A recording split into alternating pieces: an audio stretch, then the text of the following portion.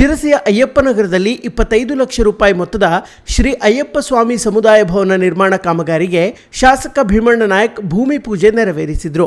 ಅಯ್ಯಪ್ಪನಗರದ ಶಾಸಕರ ಮನೆಯ ಮುಂಭಾಗದಲ್ಲಿನ ನಿವೇಶನದಲ್ಲಿಯೇ ಸಮುದಾಯ ಭವನ ನಿರ್ಮಾಣ ಆಗ್ತಾ ಇದ್ದು 2024-25ನೇ ಸಾಲಿನ ಹಿಂದುಳಿದ ಕಲ್ಯಾಣ ವರ್ಗಗಳ ಕಲ್ಯಾಣ ಇಲಾಖೆಯ ವತಿಯಿಂದ ವಿವಿಧ ಸಮುದಾಯಗಳ ಅಭಿವೃದ್ಧಿ ಕಾರ್ಯಕ್ರಮದ ಅಡಿಯಲ್ಲಿ ಕಾಮಗಾರಿ ನಡೆಯಲಿದೆ.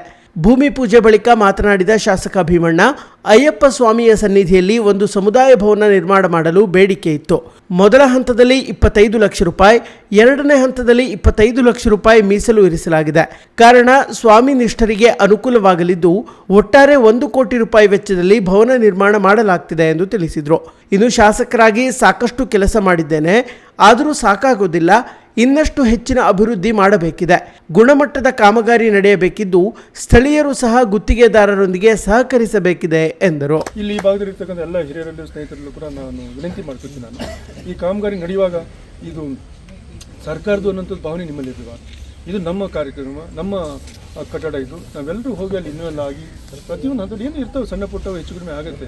ದೊಡ್ಡ ದೊಡ್ಡ ಕಟ್ಟಡಗಳು ಮಾಡುವಾಗ ನಮ್ಮ ಮನೆಯಲ್ಲೇ ಹೆಚ್ಚೊಂದು ಏನೋ ಕೆಲಸ ಮಾಡುವಾಗ ಹೆಚ್ಚು ಕಡಿಮೆ ಆಗುತ್ತೆ.